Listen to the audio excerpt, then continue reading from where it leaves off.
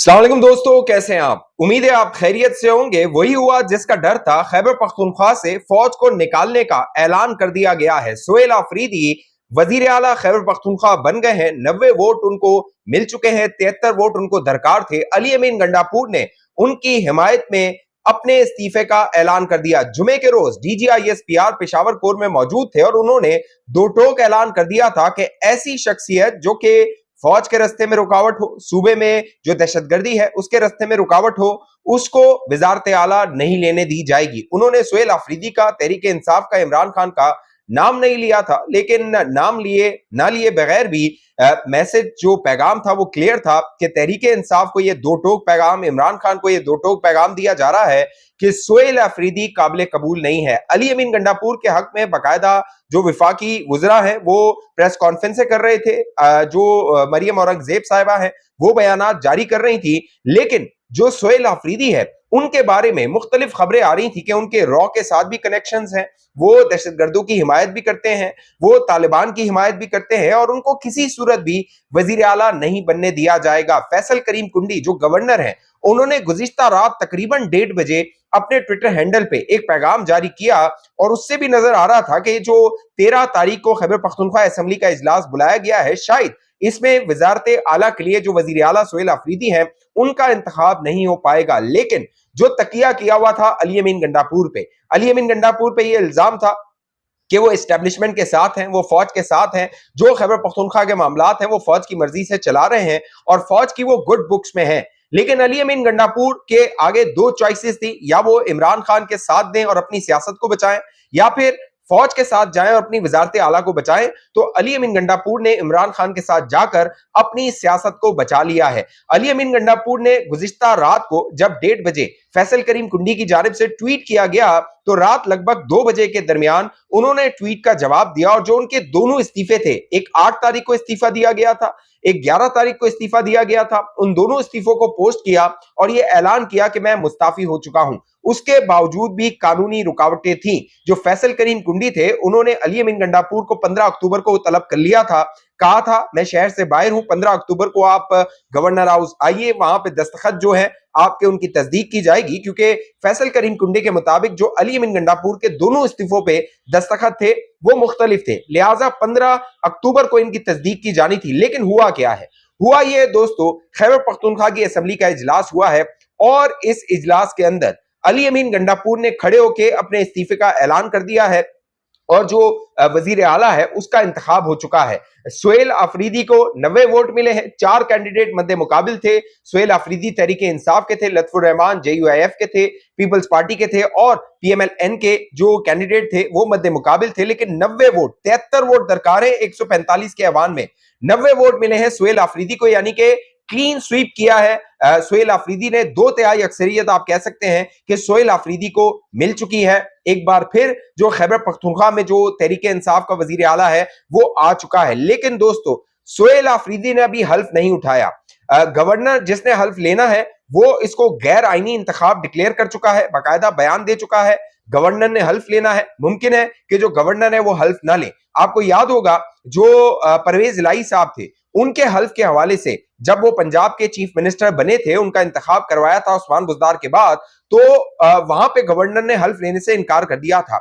और उनका हल्फ किसने लिया था? उनका हल्फ ऐवान सदर में आरिफ अलवी ने लिया था उस वक्त। अब की बार भी लग रहा है कि यही मामला हो सकता है। गवर्नर जो कि हल्फ लेने से इनकार करेगा तो जो स्पीकर है वो मुमकिन है कि वो हल्फ ले सकता है चीफ मिनिस्टर सुहेल आफरीदी से। लेकिन सुहेल आफरीदी ने दोस्तों चीफ मिनिस्टर का इंतखाब जीत के जो पहला ऐलान किया है वो फौज के खिलाफ ऐलान बगावत कर दिया है। खैबर पख्तूनख्वा से फौज को निकालने का ऐलान कर दिया गया है। सुहेल आफरीदी ने अपनी पहली तकरीर में कहा है कि जो पहला काबीना का इजलास होगा उसके अंदर जो एक्शन इन सिविल एड के तहत फौज खैबर पख्तूनख्वा में मौजूद है उनको वहां से निकाल दिया जाएगा। ये खैबर पख्तूनख्वा के जो सिक्योरिटी हालात हैं, हालिया दिनों में पाकिस्तान और अफगानिस्तान के दरमियान जो बॉर्डर पे क्लैश हुआ है, जंग हुई है, जिसमें 200 के करीब जो दहशतगर्द हैं, खारजी हैं, वो जहन्नुम वासिल हुए हैं। पाकिस्तान के कई जो फौजी एहलकार हैं वो शहीद हुए हैं।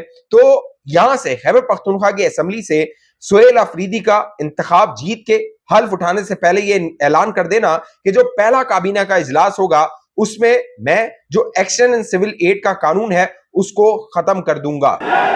जनाब speaker, action in aid of civil power जो जिसके खिलाफ करारदाद पूरे ऐवान से पास हो चुका है, इंशाअल्लाह ताला पहली कैबिनेट में मैं वहां लेकर आऊंगा और इसको हम खत्म करेंगे इंशाअल्लाह ताला। दोस्तों, इस ऐलान का मतलब क्या है? इस ऐलान का मतलब यह है कि जो केपीके है वो रस्मी तौर पे तालिबान के हवाले हो जाएगा, वो खारजियों के हवाले हो जाएगा। जो खारजियों के खिलाफ ऑपरेशन हो रहा है उन ऑपरेशन को बंद कर दिया जाएगा।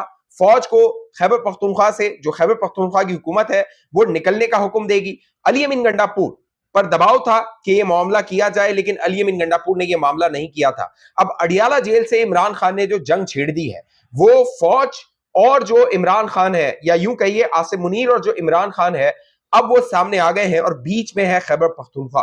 खैबर पख्तूनख्वा वो सूबा है जहां पे सिक्योरिटी के हालात गंभीर हैं, नाजुक हैं। पाकिस्तान की सिक्योरिटी इससे नथी हुई भी है। जिस तरह जो खैबर पख्तूनख्वा को एक हब बनाया हुआ है, और जुमे की जो प्रेस कॉन्फ्रेंस DGISPR ने की, उसमें तहरीक इंसाफ का रद्देअमल, बाज़ाब्ता रद्देअमल, कोई सख्त रद्देअमल तो नहीं आया था, बयानबाजी की गई थी, लेकिन DGISPR ने क्लियर कर दिया था उस प्रेस कॉन्फ्रेंस में कि खैबर पख्तूनख्वा के जो हालात हैं उनमें उन्होंने 3 शर्तें रख दी थी। उन्होंने 3 कंडीशंस रख दी थी कि या तो पहली कंडीशन ये है कि जो खारजी दहशतगर्द हैं इनको निकाल दिया जाए, दूसरी कंडीशन ये है कि इनके साथ हमारे साथ मिलकर लड़ा जाए, तीसरी कंडीशन ये है कि हम फिर जो उनका साथ देंगे और ये जो खारजी दहशतगर्द होंगे इनके खिलाफ लड़ेंगे। अब जो तीसरा ऑप्शन है, बज़ाहिर नजर आता है कि फौज ने उसका इंतखाब किया हुआ है और इन खारजी और उनके सहूलतकारों के खिलाफ वो लड़ रही है, बरसर पैकार है।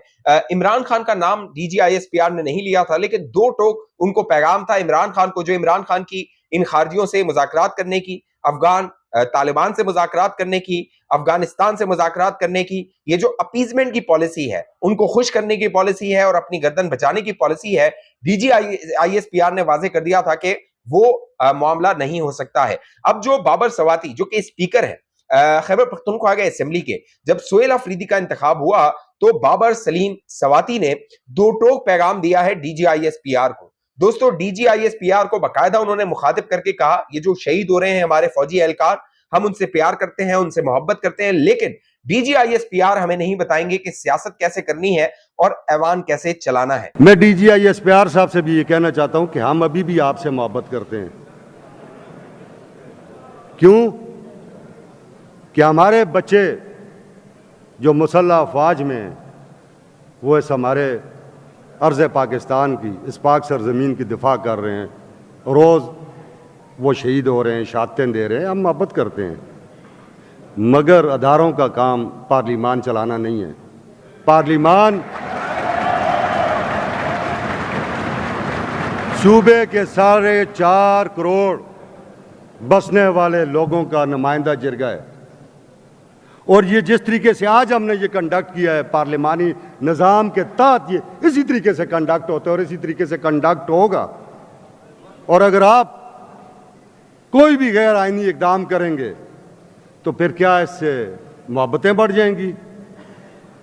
हम जो कह रहे हैं, हम अभी भी आपसे मोहब्बत करते हैं, आप इस बात को समझें। दोस्तों, अगर खैबर पख्तूनख्वा का जो स्पीकर है वो ये बयान दे रहा है फौज और उसके तर्जुमान के खिलाफ, तो बज़ाहिर ये नजर आ रहा है कि मामलात आने वाले दिनों में मजीद कशीदा हो सकते हैं। जो अफगानिस्तान है उसको कॉन्फिडेंस मिलेगा, ये अगर तहरीक इंसाफ की जो खैबर पख्तूनख्वा की हुकूमत है वो अफगानिस्तान के साथ खड़ी हो जाती है, उनकी पॉलिसी के साथ खड़ी हो जाती है, खारजी जो है वो मजीद इन्फिल्ट्रेट करेंगे पाकिस्तान के अंदर, और इसमें नुकसान किसका होगा? उसमें नुकसान खैबर पख्तूनख्वा का होगा, खैबर पख्तूनख्वा की आवाम का होगा। 2014 से तहरीक इंसाफ की हुकूमत बरसर इक़्तिदार है खैबर पख्तूनख्वा में।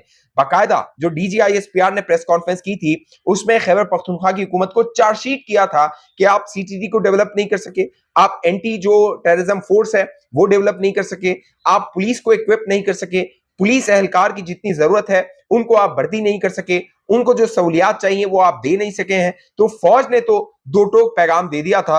अब बाज़ाहिर ये नजर आ रहा है दोस्तों, जो पहला राउंड था जो अडियाला से इमरान खान ने शुरू किया था, अली अमीन गंडापुर को हटा के सोहेल अफरीदी को ला के, सोहेल अफरीदी की जो शौहरत है मुराद सईद के साथ उसकी अलाइनमेंट है, मुराद सईद की जो सोच है वो उसको फॉलो करता है, और जो उसकी पहली तकरीर है उससे वाजे हो गया है कि जो नवंबर का महीना है हो सकता है कि नवंबर के महीने में खैबर पख्तूनख्वा की जो हुकूमत है उसके वसाइल को इस्तेमाल करते हुए एक बार फिर इस्लामाबाद पर चढ़ाई की जाए और जो जनरल आसिम मुनीर की 3 साल की जो मजीद एक्सटेंशन है, क्योंकि नवंबर 2022 में उन्होंने बतौर आर्मी चीफ कमान संभाली थी, 3 साल उनके पूरे हो जाएंगे, नए कानून के तहत मजीद उनको 3 साल मिल जाएंगे। लेकिन हो सकता है कि इसको मुतनाज़ा बनाने के लिए तहरीक इंसाफ एक बार फिर इस्लामाबाद पर मार्च करे और फिर वो जो लड़ाई चल रही है इमरान खान और जनरल आसिम मुनीर की, उसमें मजीद शिद्दत आ सकती है। इस हवाले से आप दोस्तों की जो भी राय नीचे कमेंट कीजिए। अब तक ये चैनल आपने सब्सक्राइब नहीं किया, जरूर सब्सक्राइब कीजिए, साथ घंटी का निशान उसको दबाइए, वीडियो को लाइक कीजिए, शेयर कीजिए, फेसबुक पे देखने वाले दोस्त पेज को लाइक फॉलो करके इस वीडियो को लाजमी शेयर कीजिए। अगली वीडियो तक मुझे इजाजत दीजिए, अपना ख्याल रखिएगा। पाकिस्तान जिंदाबाद।